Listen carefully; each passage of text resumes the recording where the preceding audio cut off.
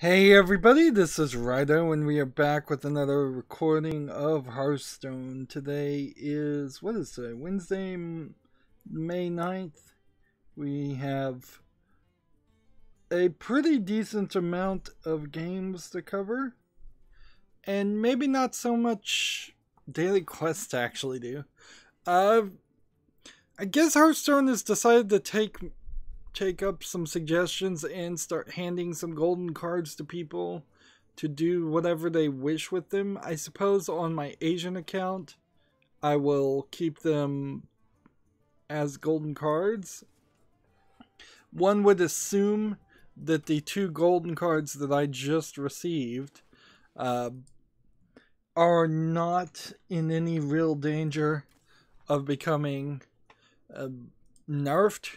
If they were, then that'd be very odd. So, like, yes, I could turn this into 100 dust, and 100 dust would certainly help a new player rather well. See, this was a Journey to Nguru golden card. And they did this egg theme because they're doing that Easter, late to the party Easter event, which is insane. And that's probably what more dictated why they gave these cards than anything else. So I could get 150 dust. 150 dust would be a pretty considerable amount. And I guess I will do that for my other accounts. Let's see. We have no way to trade this, so we need a paladin and warrior and defeat 3 monster hunt bosses, which can be done pretty easily. Let's go over here and look at this first. So every bunny get in here. Happy Noble Garden. Celebrate the season by dying eggs. One will spawn each turn. You get a random class cards and a bunch of dies to help you hatch something cute. What did I need to win with? Paladin or warrior. So we'll see who we pick. Warrior or paladin? I'm gonna go with warrior just because I think that might slightly help. It seems like it's happening way too often. This whole year has been really bad as far as getting work done. But in a weird way, I'm just kind of slowly adjusting myself to a limited amount of time that I work. I'm accepting that creative people, or trying to accept that creative people really do need the... I'm going to hold this one card and get rid of these. Creative people need a lot of downtime, a lot of time to rest and relax. Otherwise, they're going to just burn out and do the same thing over and over again. Now, in my case, for my channel, doing the same thing over and over again also kind of includes covering games. So, I spent most of yesterday with full intention of playing Lego Star Wars. It looks like, from the menu at least, it might work. Lego Star Wars The Force Awakens. Maybe it will work. Die an egg. When it hatches, grant it rush. At the start of your turn, hatch into something cute. Grant it stealth.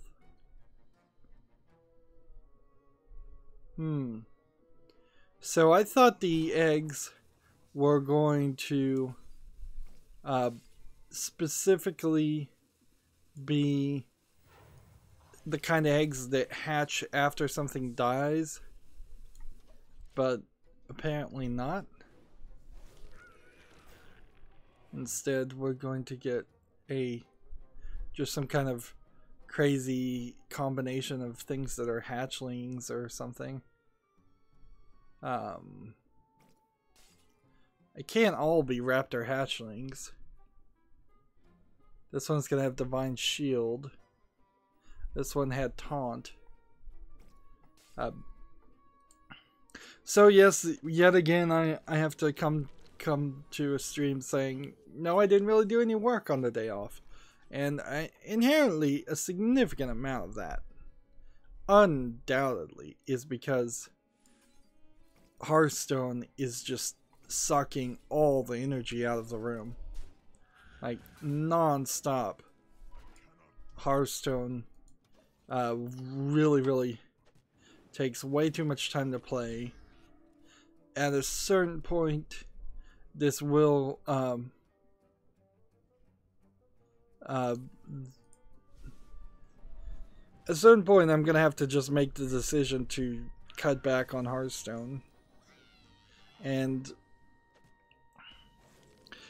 the probable best way for that to happen is, well, actually, I'm in this catch-22. I have to find something that is almost guaranteed to get as many views as a Hearthstone expansion does, and there's kind of nothing like that.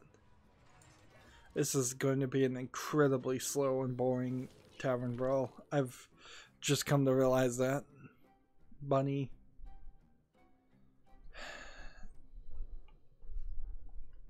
And see, they make this bunny, and then you kind of assume this bunny is never going to actually show up as a regular card. That's a little irritating also.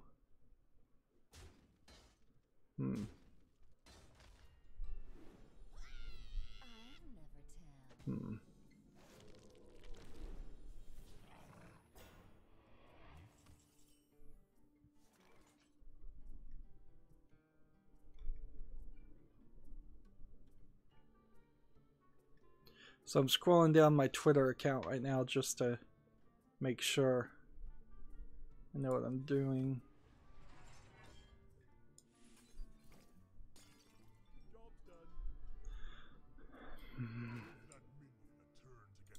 Like, I have not been able to do a single attack. I'm gonna have to play the hunter. Like, I literally, by this point, could have done 4 or 6 damage to the face, where this guy's barely done anything to me. I've barely done anything to anybody else, because we're not getting any cards. We're just getting these terrible, these really terrible things. Eggs. Between June 12th and June 14th, I believe, is when E3 is happening. So we kind of have a closer date and the beginning of a thought on days that, if I am awake, if insomnia, which is still certainly being an issue, like, if I'm awake, I'll try to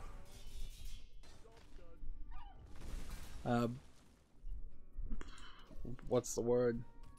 Try to watch and stream through all of that. Limonova says, what game would you regularly play if you cut back on Hearthstone?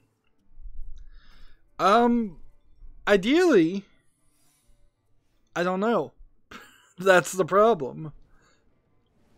It almost certainly has to be another card game, or no game at all. Like, it is possible I could just go through the news, but I'm not sure how many people even care about the news. The news for me is mostly for my own benefit as much as anybody else's benefit of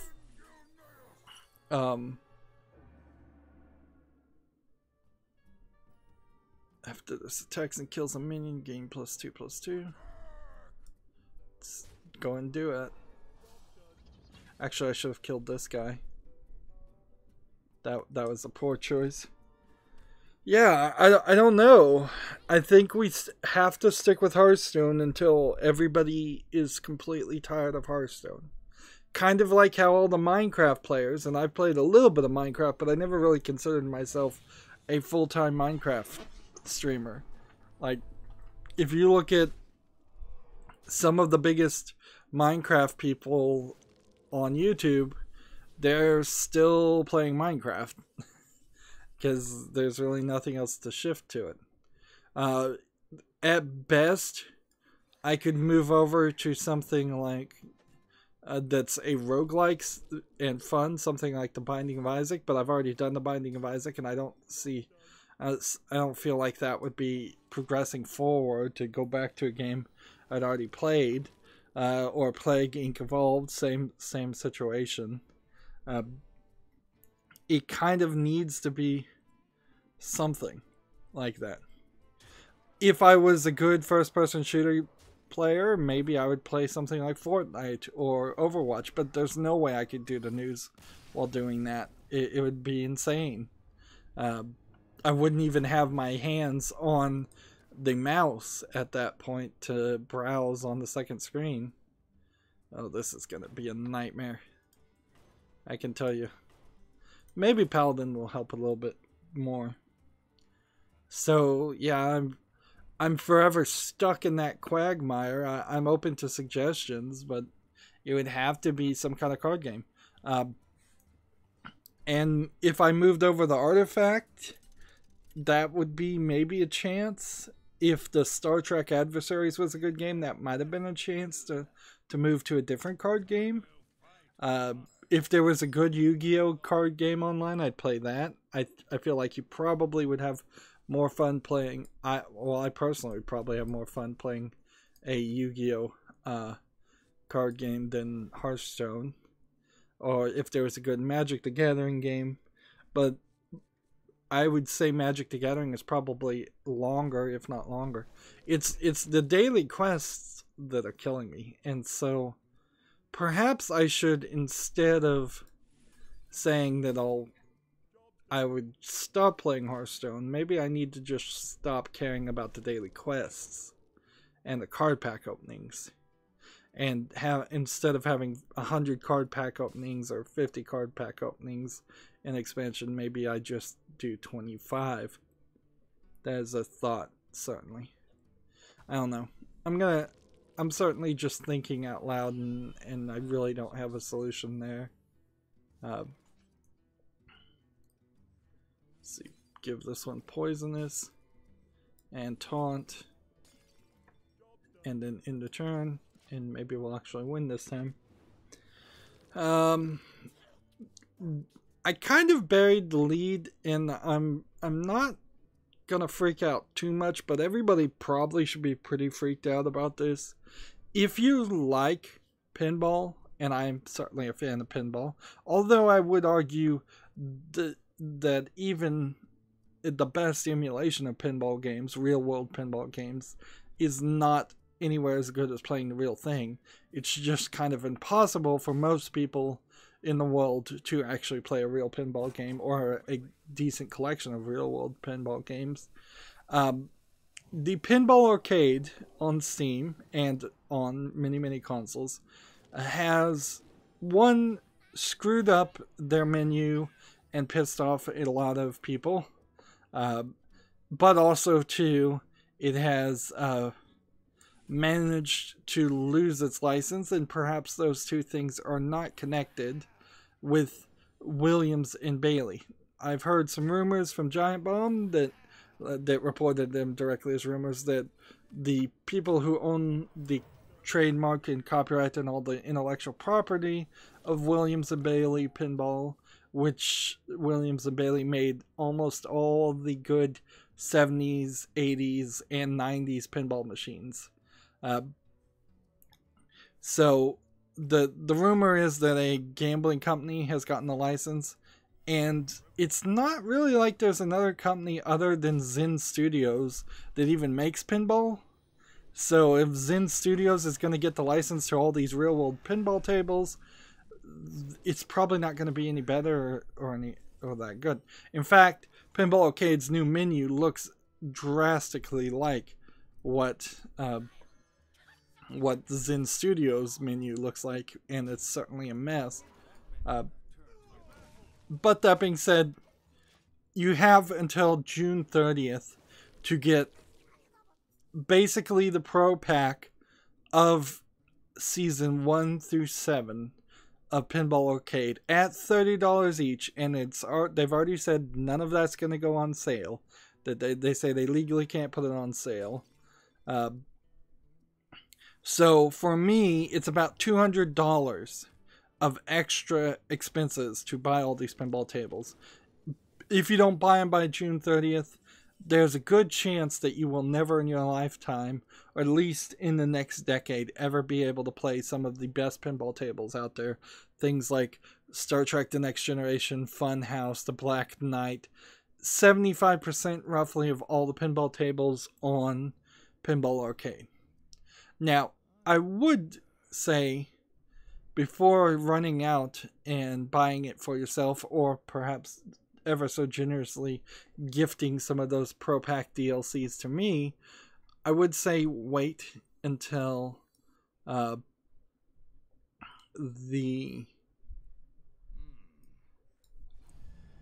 till E3 happens, just in case there is some kind of weird thing where, I don't know, Microsoft or Sony has decided to hire an internal company and they've got all the licenses. I seriously doubt that's what's going to happen. I heavily suspect that if you don't get these tables, you're going to not see them for at least a decade, possibly never.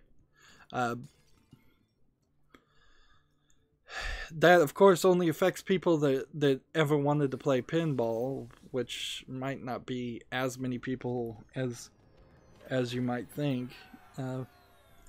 But as somebody who's a fan of those things, this is very shocking news, very saddening news to people, and it's a lot worse than, say, when GTA, there you go, legendary, nice.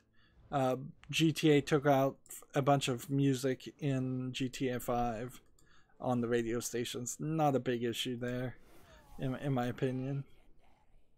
But it certainly is a big thing to lose 75% of all your content.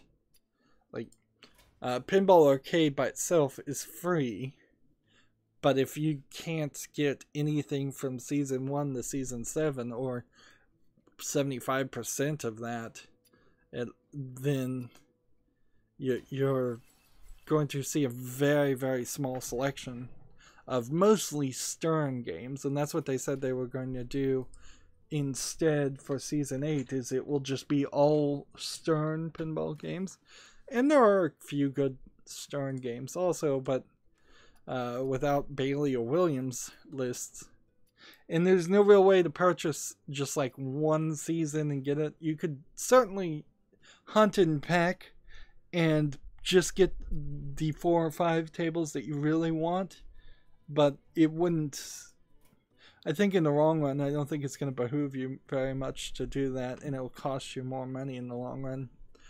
It's probably better to spend the $200 to $250 to get the whole thing. I only need to defeat 3 monsters in the Monster Hunt battle. I wonder if I will ever get that daily quest for my main account, because I've already won the final battle. Let's see, when you play a card, deal damage equal to the cost of the random enemy. Discover one of Tess's weapons and equip it. Return this to your hand. Silence any minion attacked by this weapon. I think this is a pretty good one. So we're in the middle of a battle and there's no reason to concede and start over. We'll just move forward, and I guess we'll play with pirates. There we go. Yep. Moving on, we've got our first game on Steam. It's called Dungeon Quest. Came out May 6th. It says it's an RPG Maker game. Haven't seen a lot of RPG Maker games in the past month since I started looking at games. This clearly is an RPG Maker game. At the very least, I will applaud this game before I dismiss it completely for having the RPG elements of a battle screen, so that there's closer zoom in animations of the enemies and a menu at the bottom. I guess if you're not familiar with RPGs, it would look a lot like a Pokemon battle screen. This dungeon quest is 99 cents. Nobody's reviewed it, no surprise. I am still very much standing by my theory that you should never, ever buy an RPG Maker game. Because it starts from the concept of let's make a low effort game by using an engine because we don't have the ability or skill. Oh, this.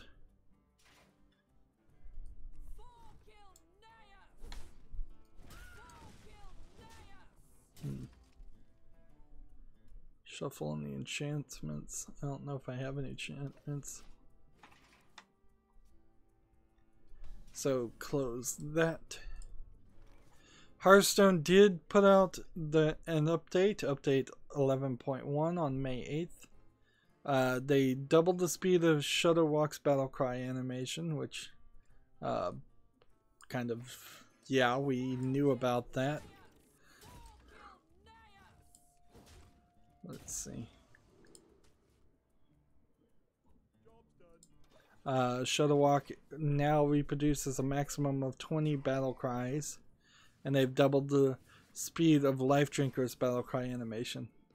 In Arena, they've updated the appearance rate of cards to improve class balance by win percentage. For example, Paladin has a higher than average win rate and should now be closer to average.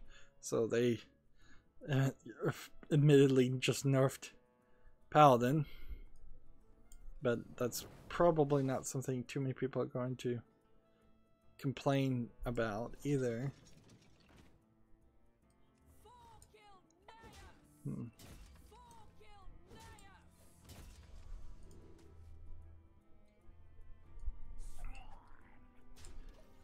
And then bug fixes, they corrected the art on the Soul Simulator Monster Hunt card. I don't know what was wrong with the art. And then for Android, they updated Hearthstone via the client so that it no longer triggers a warning about installing an app from an unknown source. So really not too much of an update there. But we weren't really expecting too much anyways from them. Let's just take this and just keep on playing this. And I'm just going to leave everything where it is.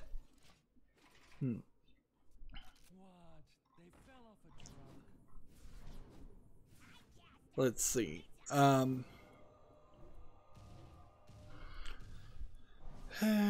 There was something else about Hearthstone being updated that, I mean, obviously they added this Noble Garden stuff and they aren't mentioning that, but I don't remember.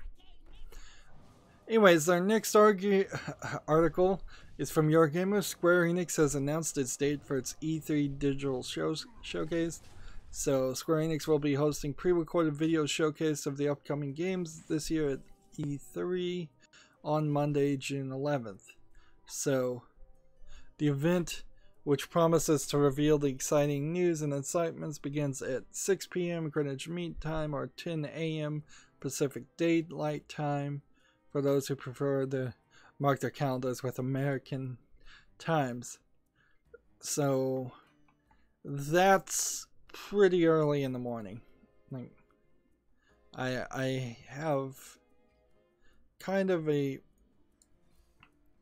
sneaking suspicion that I am not going to go through the effort to be awake at that time.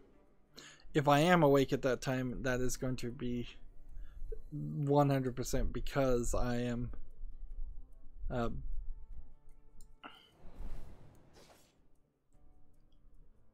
because I'm actually experiencing insomnia and hadn't slept at all at that point. Let's think about this. What do I expect from Square Enix? I doubt there's any Deus Ex things. Let's see. Kingdom Hearts, Eurogamer says they're expecting Kingdom Hearts 3, Shadow of the Tomb Raider, The World Ends With You Final Remix for the Switch, and then maybe an Avengers game. Let's just exit out here.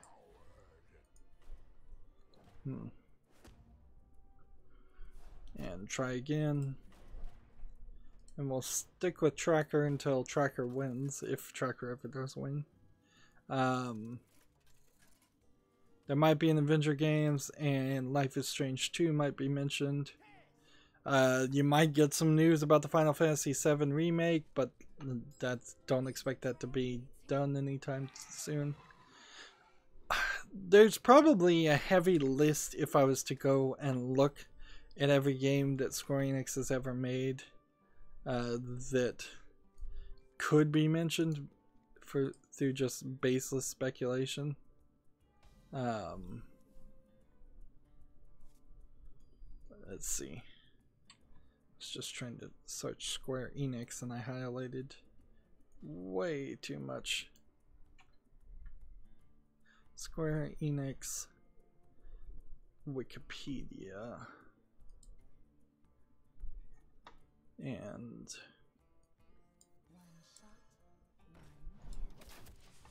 then we scroll down to games, video games. List of Square Enix video games.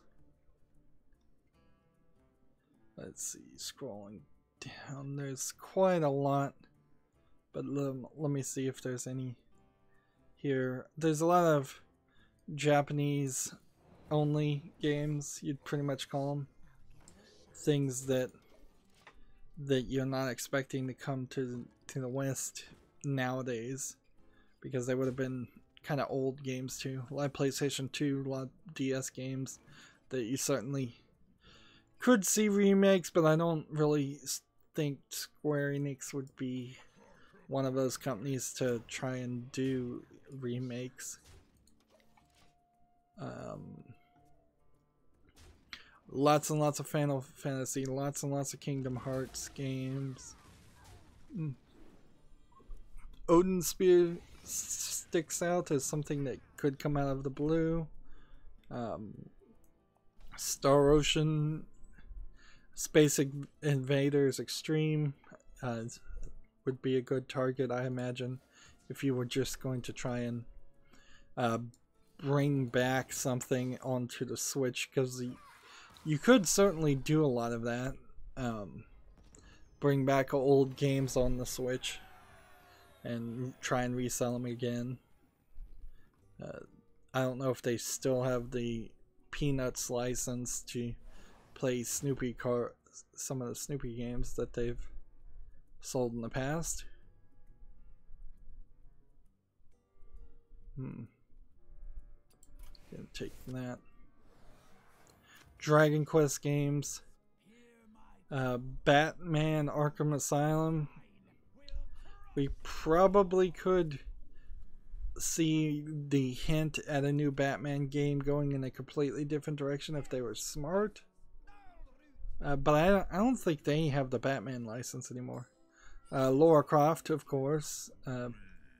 If they announced a secondary Lara Croft game, I would not be surprised. A top-down puzzle platformer or Lara Croft Go game. Another, I guess they don't have Hitman anymore, so I wouldn't be surprised if there is a Lara Croft Go. Dungeon Siege 3, maybe you would try for another Dungeon Siege game. Like, Dungeon Siege 3 came out in 2011, so if there was a Dungeon Siege 4, now would be the time to sell it. If they're going to try to do anything with the Dead Island property, which they've driven that into the ground, you might see something with that. Call of Duty, Modern Warfare, probably see some stuff with that. I doubt they're going to do anything with Kane and Lynch. I don't know if they're going to do anything with Deus Ex ever again. Remember, Square Enix is the company that meddles and has a lot of corporate management meddling, adding in multiplayer into the Deus Ex Mankind Divided and really making a horrible product because of it.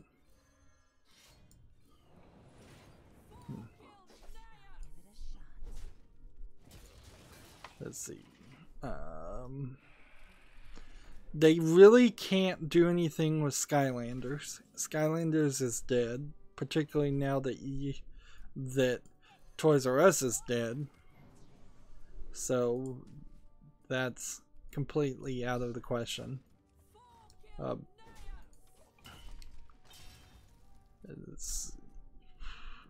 Scrolling down, Diablo.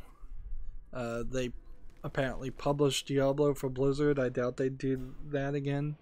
They could come out with a new Thief game. The last Thief game, I believe, was in 2014. So if they were to take a break from Dishonored and instead do Thief, although they may have just published that. A lot of Square Enix's stuff was publishing, and now we're in a world where you really don't need a publisher, and that may have cost them a lot of money.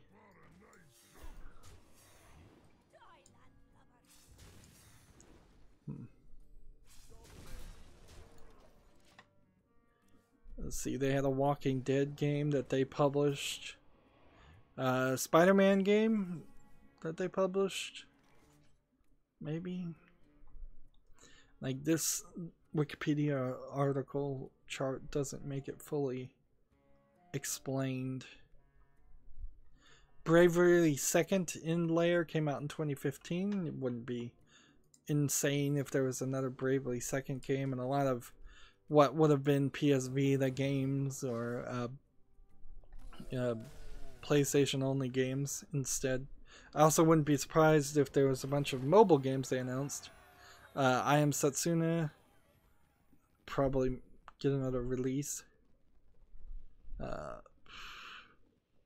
Turing Test came out and they published that. I doubt we'll see the Turing Test 2, but it could be a little bit of a surprise announcement.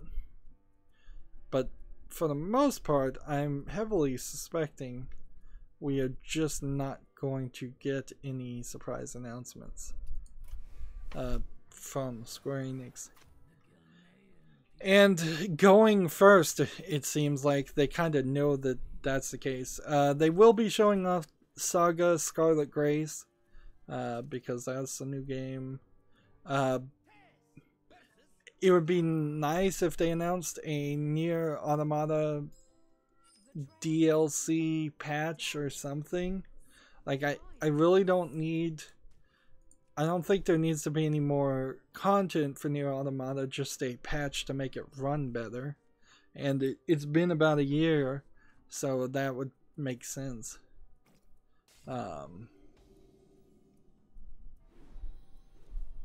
Like, try to do something, or just a whole new game for Platinum Games. If they announced that they had Bayonetta 2 on PC, and the Bayonetta 3 was coming to PC, that would be rather crazy. Life is Strange Before the Storm came out on everything except for the Switch. I wouldn't be surprised if they announced that for the Switch. I wouldn't be surprised if we see a lot of things get moved over to the Switch. Secret of Mana was a mess. I guess inherently this is going to be the issue. Is that everything that Square Enix has released in roughly a year has just not been too good. Of course, still talk about Shadow of the Tomb Raider and Kingdom Hearts 3. Apparently they have a game called Left Alive. I haven't heard of this one. Let's see. It's an upcoming shooter game. It was announced at the Sony Interactive press conference at the Tokyo Game Show. And I imagine that is mostly the issue here, is that if Square Enix was going to announce anything, it would announce it at the Tokyo Game Show, because it is very much a Japanese company. The World Ends With You Final Remix, if that came to PC, that'd be kind of cool. It's only coming to Switch. There's one called Project Prelude Rune. There's one called The Avengers Project, Life is Strange. And then there's a People Can Fly AAA title. And let's see, People Can Fly made what games? Painkiller, Gears of War, Bulletstorm. I wouldn't be surprised if there was another Bulletstorm game, but I doubt it. So, not only has the early time pretty much convinced me not to waste my time to watch the Square Enix video live, but just knowing Square Enix directly, there's probably not going to be much announced there. Although, to be fair, I would say I'm not 100% sure very much is going to get announced at E3 anyways. The days of E3 really listing a year's worth of games has gone. Now it's very much with how would I say this? With the fact that there's so many indie developers out there, a significant portion of the number of annual released games are made by people who don't have any intention ever to go to E3. And you're really only at E3 getting announcements for some AAA products that will probably get pushed back and we won't see actually released. If I think about last E3 and all the games that came out versus all the games that were announced, I know Mario vs. Rabbids came out. I know A Way Out came out. I am not sure if I can remember. I mean, right now I cannot remember a single other game that was announced at E3 last year that came out. Can't remember any of them. I'm sure some did, but E3 is becoming more and more pointless. That being said, I do claim to be a video game journalist. This is about the most actual news you'll ever get in a year. It makes sense.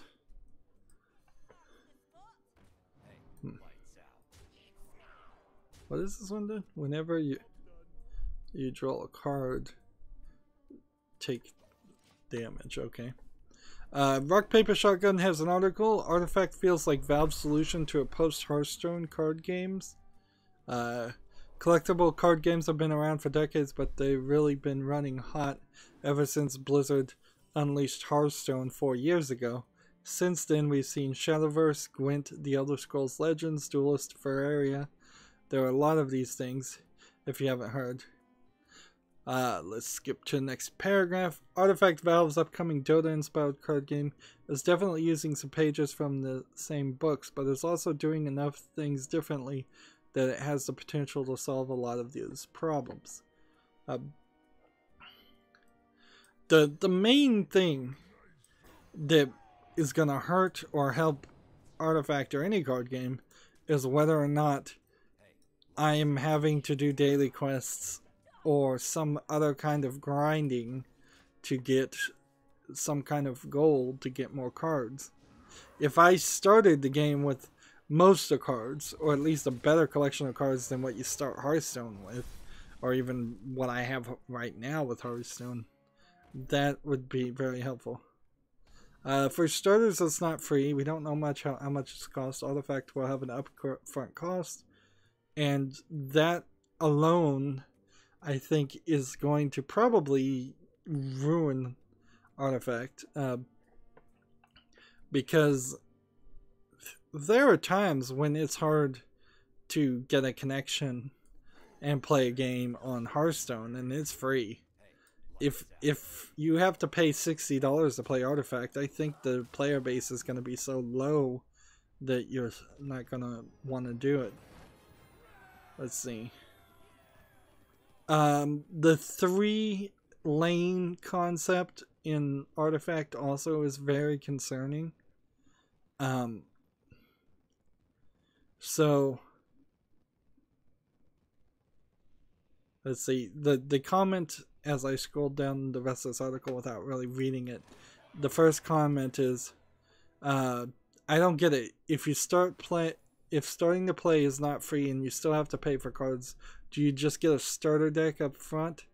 Game cost and the cards will rotate. Doesn't that mean that you will no longer be able to play the starter deck months or years? Well, probably not the starter deck. I imagine what will happen is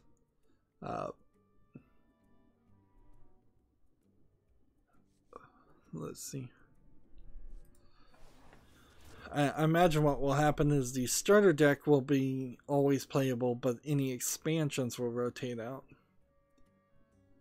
So, on the face of it, it does not sound like it is a great system, the way Artifact is set up. And if you consider it compared to like Counter-Strike Go, Counter-Strike Go was very popular because it was at the right time many years ago. I don't think we're going to have gun skins and card skins and hats in Artifact. So, even though it has Valve behind it as a concept, that actually doesn't really even mean that much. It's not like Valve has made a good game since Portal 2. It's not like they've made a game since Portal 2. This very much feels like it's going to be a dud. So, yeah. In my talk about wanting to leave Hearthstone, I'm certainly not going to leave it for a bad choice, and Artifact feels like a bad choice. If I can get the game cheaply, which I probably can't, or somebody wants to gift me the game, I'll certainly play it and try it. But I really feel like, in the same way that I covered the Star Trek game, I'll immediately see that the game is just not that polished, or the concept is flawed at the beginning of it. PC Gamer's next article says early rumors point to Intel unveiling discrete graphics at CES 2019. I don't really see why that would be super surprising for that to happen. Like, that kind of makes sense. A discrete graphics card would be a graphics card that you would put into your PC, but then it would either go out through the HDMI port that's directly on your motherboard and not have any plugs on the back of it, or maybe it doesn't even do that. Maybe it's specifically designed just for Bitcoin mining.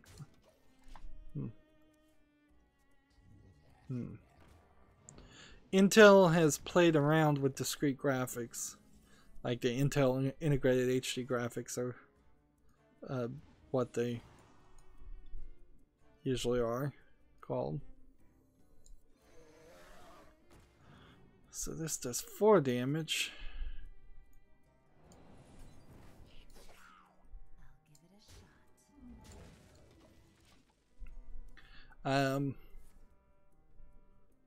In the end, if you're going to play any kind of video games, though, you would never use a discrete graphics card. And you certainly wouldn't buy an extra one. Maybe you'd buy a CPU or like an Intel Core i7 that has Intel integrated graphics. And then you'd have that just in case your graphics card broke for a day or two. But you would never intentionally have that be your system runner. Let's see, moving on. We've got a game on Steam called The Saga of Twilight. Let me scroll down just to make sure it's in English. No, it's not. It's an indie casual drama world game with anime. It's a Chinese game. Chinese. Looks like a Chinese visual novel sex game, in my opinion. I don't see how you call this a world game. Maybe world game. A word game. Interesting. But it's only in Chinese.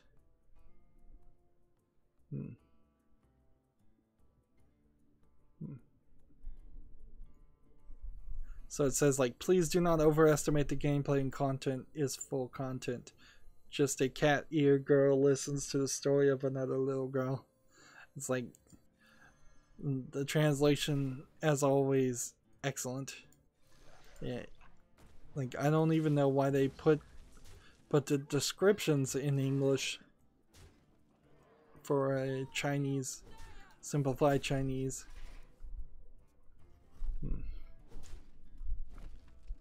And let's see, are there any reviews on this game? 4 reviews. And it's from somebody who's made one other game that has a 45% positive rating. I don't even know why I'm looking at this game, other than the fact that it's just yet another cheap Chinese only game. I don't know why I even see those. Why don't they just region lock them at that point?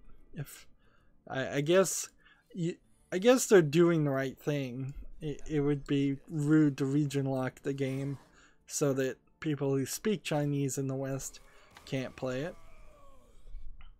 Next article we have is Rock Paper Shotgun. The article is Pinball Arcade facing a licensing inducing table apocalypse.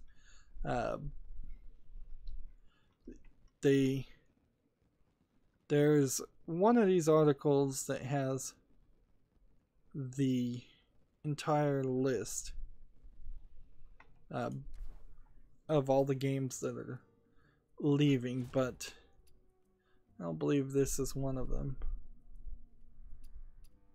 Let me go back for a second. Did I already get the card pack? Yes, I did. So I've already done everything on the Asian account. So let's just open this card pack and move over to the European account. I have so much news that I'm gonna try and go a little longer per recording. And will that be all 5 cards into dust? Nope, just 4.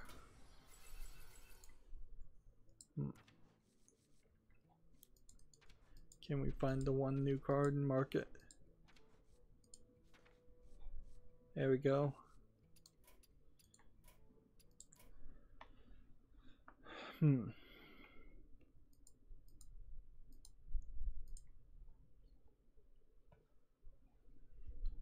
So over to the European account. Yes.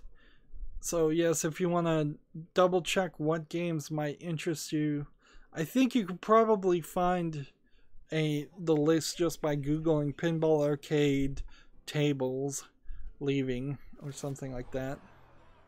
I think that would work best for people. We got that Tavern Brawl. We got lucky on the Tavern Brawl before. Win 2 games with a mage, play overload cards. And since this is my European account, I'm going to come over here and just disenchant this immediately for dust. Even though, and disenchant that for dust. And that, I think, works a lot better. Let's see, if I type in missing common, am I missing any common cards specifically from classic card set? No.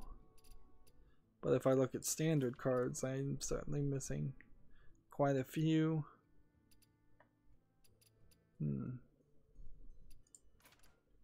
So if I come back over here, I'm still trying to get a full basic set. Classic card set. Looking at this neutral cards, I could get one epic. I probably should filter down to just rare.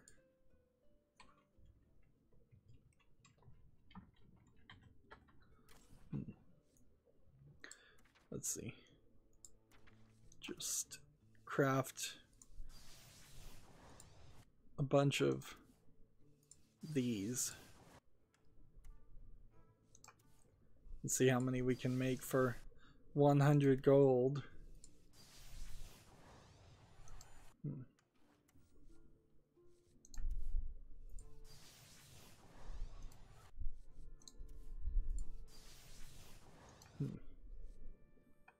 And that leaves me with 2, 6, 11, 14, 15, 19, and 23 more cards.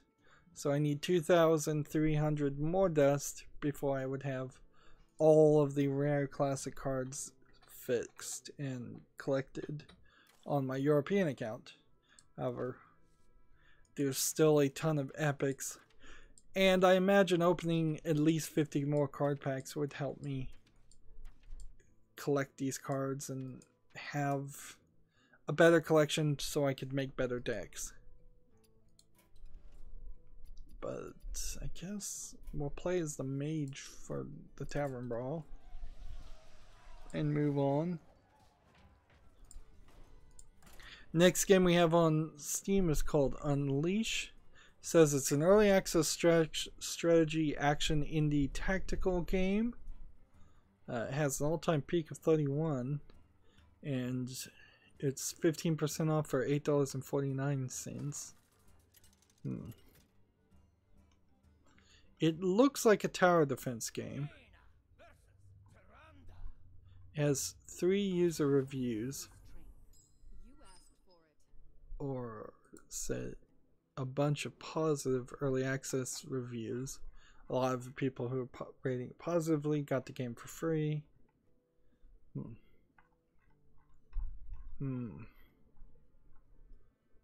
I'm uncertain if this is a tower defense game where you play as the monsters.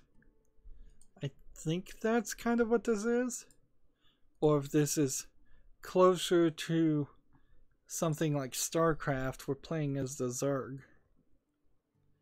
I think you're playing as the monsters against the tower defense game.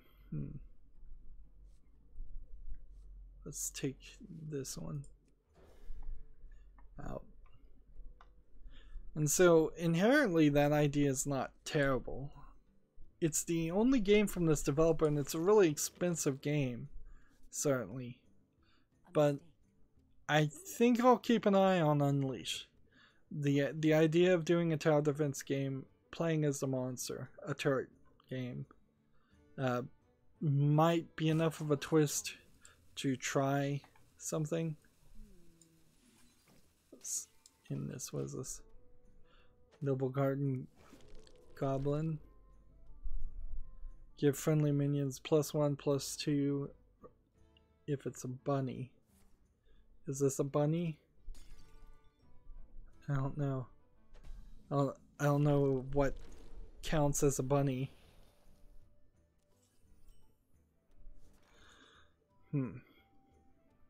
Let's see.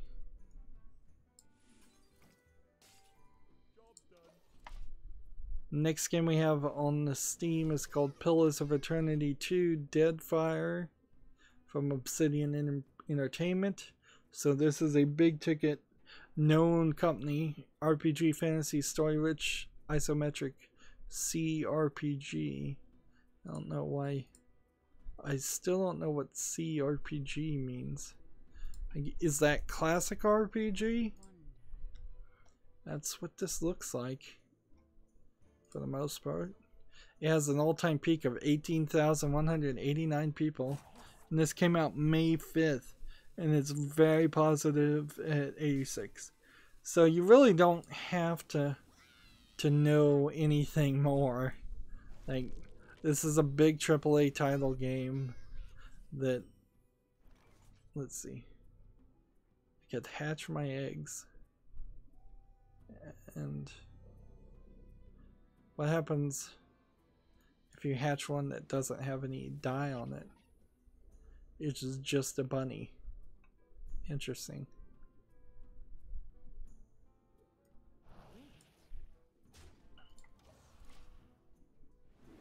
Obsidian Entertainment also developed Fallout New Vegas, South Park Stick of Truth, Star Wars Knights of the Old Republic 2, Alpha Protocol, Dungeon Siege 3. It's a little weird so close to E3 that this game is coming out. But whatever.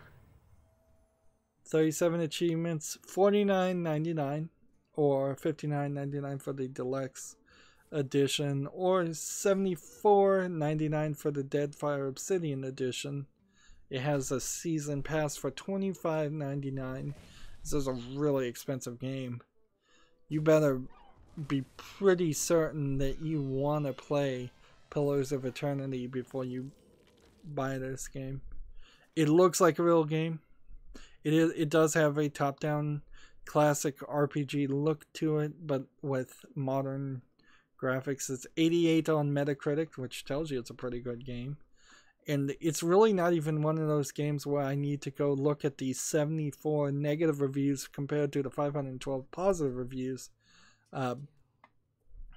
because I don't inherently really trust the negative reviews when there are so many positive ones.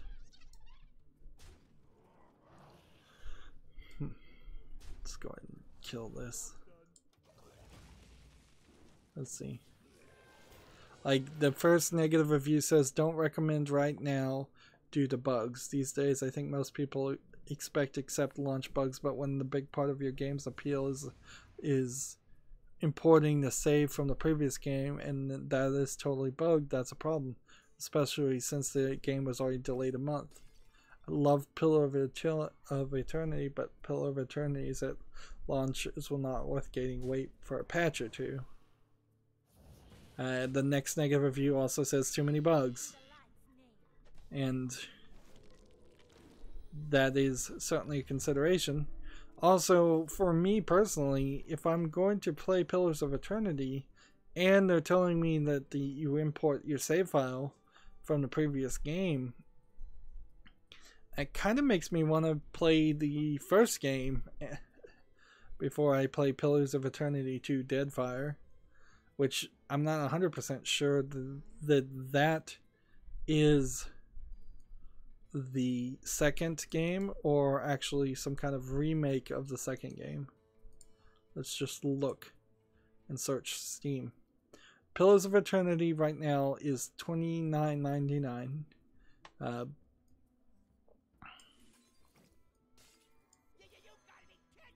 Let's see.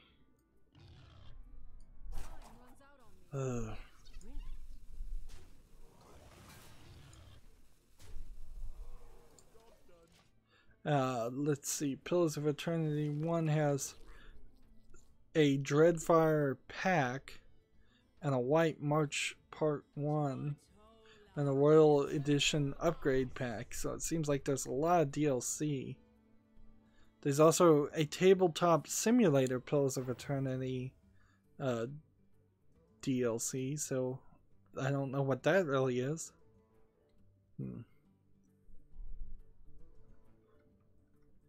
So yeah, I have to wishlist this game, but I also would have to do some research to make sure that I'm playing the right version and playing it the right way, since it's a new series that seems to be sort of long running with all the DLC in it.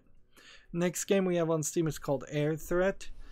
It looks like an MS Paint game. Like, the graphics are very fleshed out, but it's still very much tile-based sprites with little detail, no real shadowing, and it is a scroll to the top shooter game. It kind of looks like Ski Free. If Ski Free was a game where you played as an airplane shooting slow moving airplanes in formation.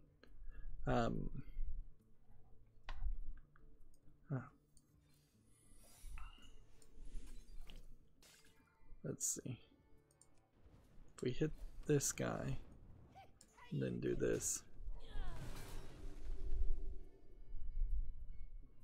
I need to kill this character, I think. Probably need to play a little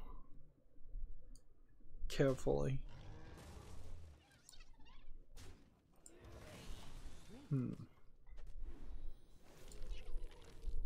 This is a game that has been developed by somebody who has a good collection of other games, all of which seem to have the similar low quality animation to them. It has an all-time peak of 2 people, and it came out May 8th. Looks like it might have just levels too, so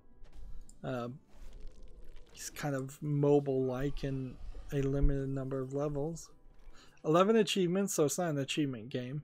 It's 40% off for $1.19. I would say that's probably too expensive still. Let's see. There's 1 negative review versus 10 positive review. The negative review says, worst plane shooting ever. Yes, it's retro style, but it just gets boring too quickly. Every level will introduce new types of enemy and an upgrade that randomly, or is it randomly dropped from killing enemies. I played 4 levels and quit. Nothing special. Gameplay is really slow and isn't interesting at all. Music 3, gameplay 2 out of 10, graphics 5 out of 10. I think they're probably being a little generous on the graphics. And I can mostly guess that that is an accurate review. Yeah, nothing interesting from Air Threat. Wouldn't be surprised if that's how a lot of these are gonna go. Next game we have is called Last Encounter. It's an indie twin stick shooter roguelike in space. The animation looks pretty good. It's from the creators of Bear With Me, which is a game I've had my eyes on. Didn't know there was a collector's edition. But that's kind of all they've done that is interesting. There's also like a couple other games. Most of their things, however, are rated positive. So this feels like it's a real company that actually tries to do quality products. And looking at this, it is a twin stick shooter space game where you're just flying around shooting at other people. But it does seem like they put some polish and effort into it.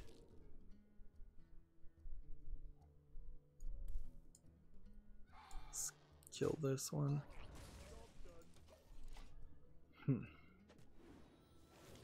Has an all-time peak of 10 players that came out May 8th. It has 40 Steam achievements, which is kind of high, but not achievement hunter high. It's 10% off for $13.49, which seems like it's way too expensive, frankly. It was at apparently a PAX South 2018 and got some kind of award. Let's look at. There are no negative reviews and 9 positive reviews. So if you want a twin stick shooter space combat game, Last Encounter seems like one to watch. And I think I'll probably put it on my wish list and then look at it when it's on sale and decide not to get it.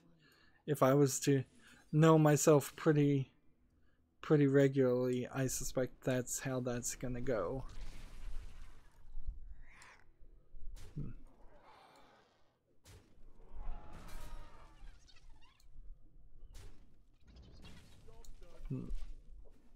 but for the moment, I think it deserves to be checked out. Now, as far as Bear With Me, apparently there's a collector's edition that came out February 8th of that game. I thought Bear With Me had not finished. No, it does have all 3 episodes of the game telling the entire story of Amber and Ted.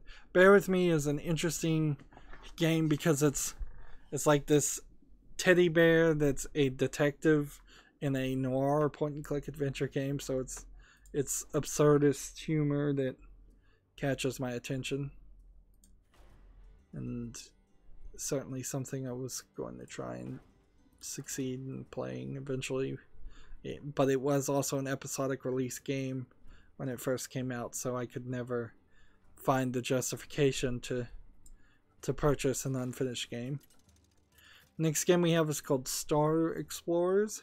Came out May 8th, and it's one of a couple of games by this developer. It has mixed reviews, with 64% of 17 user reviews being positive.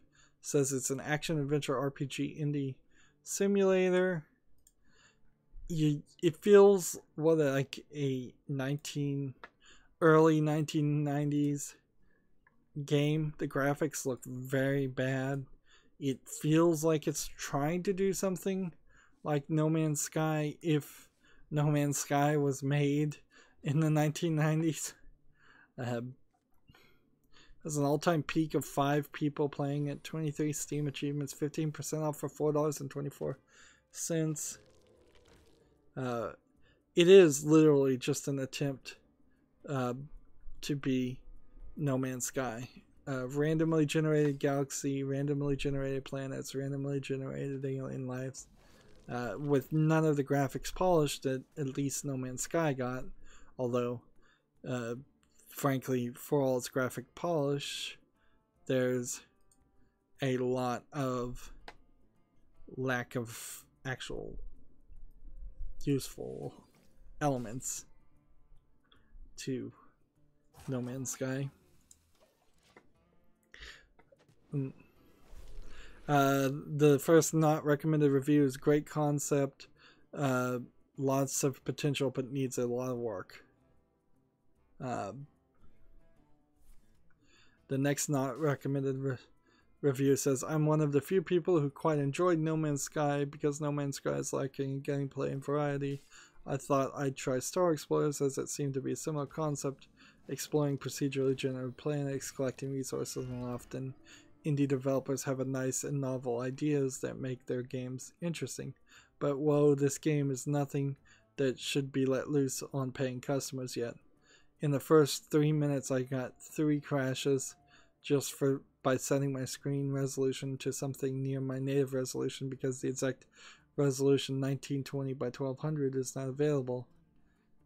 I can see that the developer seems to be loving his work, but honestly, the graphics are really simple, like that of the 90s, and I did not feel that I want to spend much time with this game unless it gives me interesting things to do.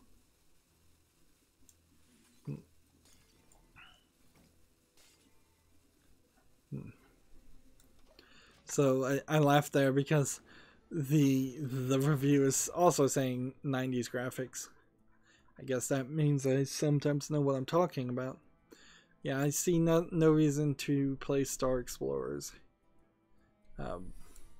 Frankly, if anybody's ever going to make a No Man's Sky-like game that's good, the truth of it would have to be Bethesda. It really would. It'd have to be something like from ZeniMax that gave a significant amount of attention to quality and investing a lot of money into into making sure you have a very large, very polished product. Next game we have is called RPG World Action RPG Maker. Let's see. Now, what is this supposed to be? It says it's an early access adventure RPG indie. And it's not RPG Maker, so it's probably doing some search engine optimization. Instead, this game looks actually a lot better than RPG Maker. So it's almost like if you wanted to make a over-the-shoulder third-person perspective RPG game versus the top-down 2D graphics RPG game. I think that's what this is trying to sell it as. And it's showing me a lot of screenshots of a lot of characters. Arguably, maybe this is a really good asset flip where they've integrated the assets pretty well, at least in the screenshots. Says it's early access, says it's free to play. It has a bunch of DLC, I think, to buy content. I think unlike the regular RPG Maker, however, there is going to be a issue of whatever you make in this game not actually coming out as a product that you could sell.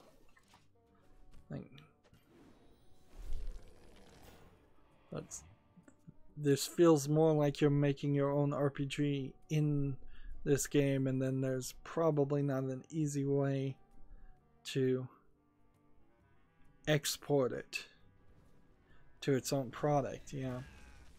So yeah, I'm seeing a video where you're placing skeletons and you can share where the enemies are going to be and the placement of the enemies, but it doesn't become its own thing. Let's see. This has 56 reviews.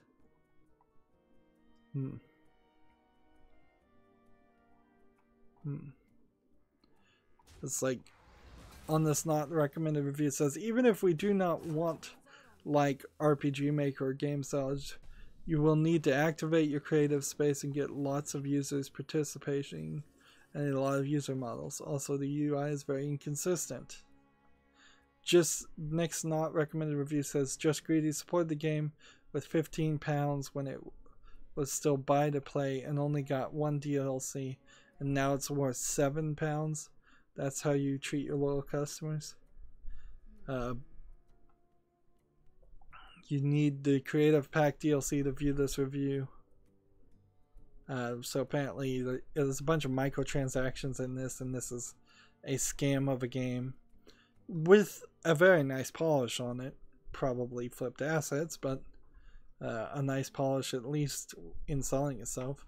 And since this has gone from a $15 game to a free-to-play game, that explains why I saw it in the first place, because honestly I shouldn't have seen it since it's not a actual new release.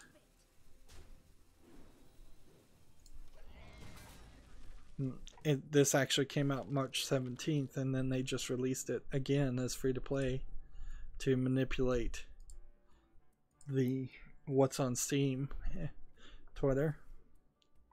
Next game we have is called City Patrol Police. It's from a developer who, let's see, they made Island Flight Simulator, which is rated negatively, and X-Plane 11, which doesn't have enough reviews, and one called Librodia XXL Adventure Bundle, which is rated neutral, which interesting. It says it's an early access action simulation racing. This game does look like an actual game in a weird way. You're playing as a police car in some kind of racing game. You're driving in moderately good 3D graphics. The camera is way too low.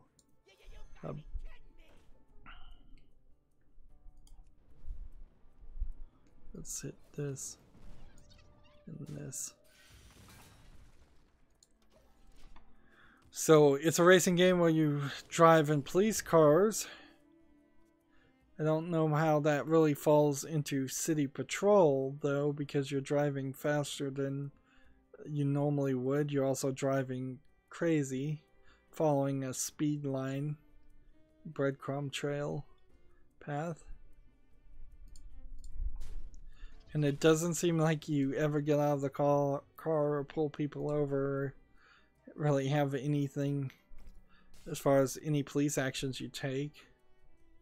40 Steam achievements, 10% off for $22.49. Let's see. Campaign has 15 missions and 15 tracks. That's really small.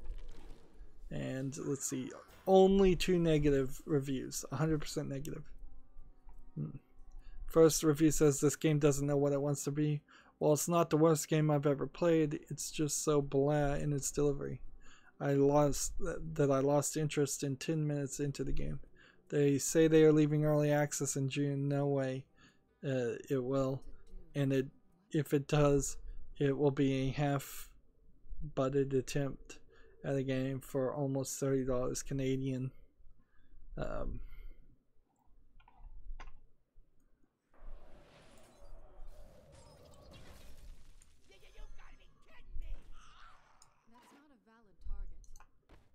Let's see, who do I want to kill? I guess this one has Rush.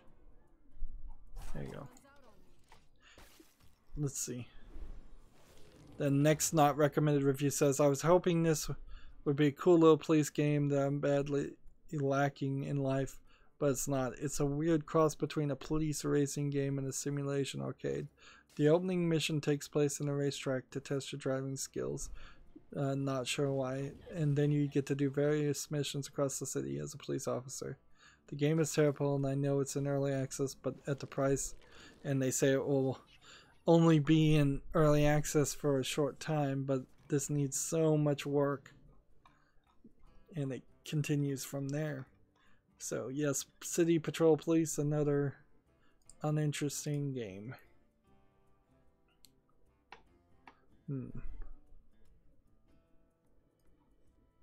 Guess we paint this. This is the most boring. This is the worst tavern brawl yet. Like, and that is saying a lot. It's so boring.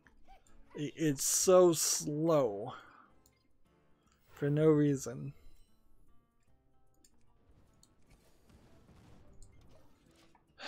Next game we have on Steam is called Raging Justice. It's the only game from this developer, 10% off for $13.49, which sounds like it's a lot.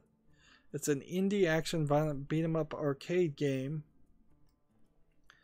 It is asking for a lot, but this graphics actually do look good. For the standard arcade side-scrolling beat 'em up game, I've seen a lot of those, and they seem to be coming out a little bit more frequently in the past couple months. But most of them go for a retro aesthetic, and they don't look very good. This actually has an art style to it. And it also has riding lawnmowers and tractors that you can ride to beat up on enemies. I could probably argue that some of the characters are animated a little bit different levels of quality than other characters. This might very well be a case of using a lot of assets from different animators. I wouldn't be surprised if that was exactly the case. Let's go ahead and kill this one.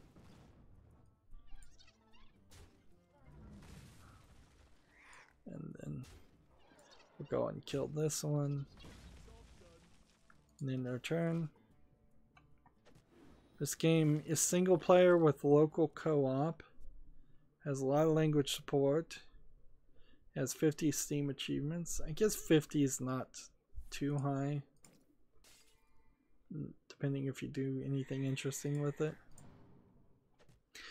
Now, interestingly enough, you don't really have to do too much to a game if you're making a side scroller beat 'em up. You just have to make an interesting experience through several levels and some boss fights. And that's kind of all you need. And this looks like it might have that. Let's see. There's 7 positive and 1 negative. Let's see what the 1 negative is. It's not in my language. It's in Spanish.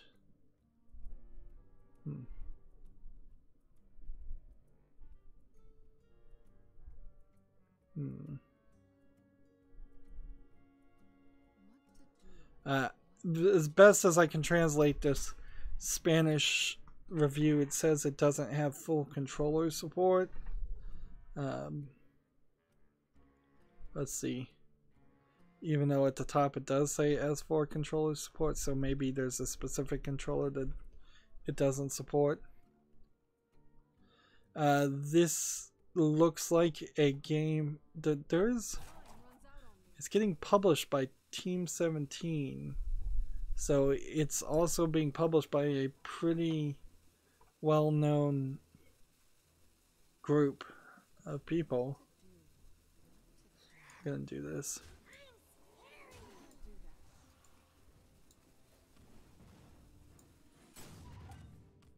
I'm taking too long, so I think I'll wishlist Rage of Justice. Next game we have is called HODL, the God of Crypto. HODL is a concept of just holding your crypto when it starts to lose value, so your Bitcoins or Ether coins or whatever. Somebody in some chat somewhere typed in HODL, H-O-D-L, instead of hold, and they embraced it as a meme. So any game with crypto in the name is probably not worth playing. This looks like it's a platformer that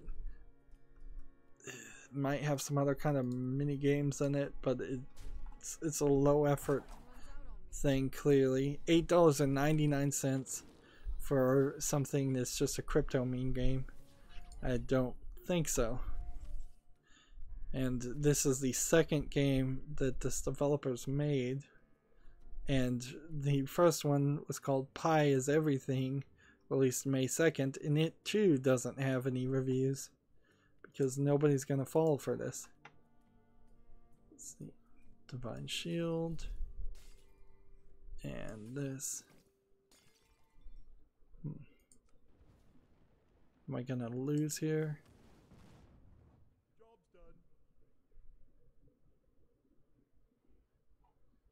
Probably. I'm probably gonna lose.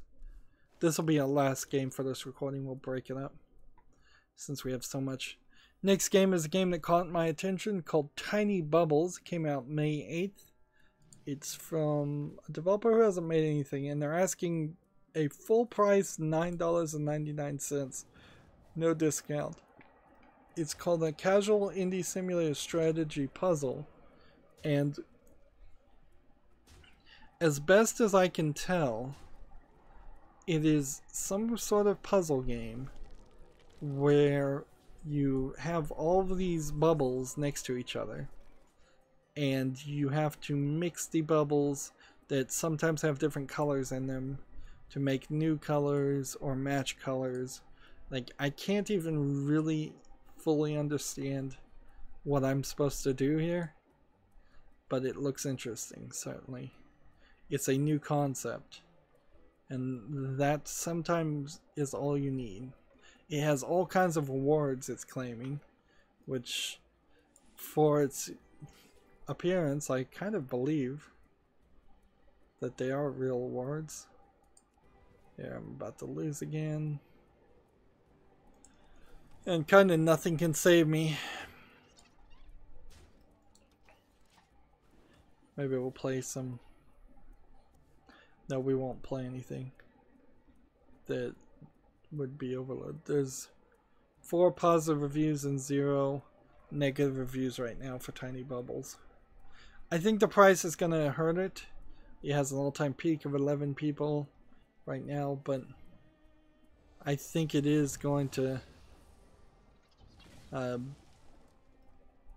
think this is one to keep an eye on at the very least. Okay.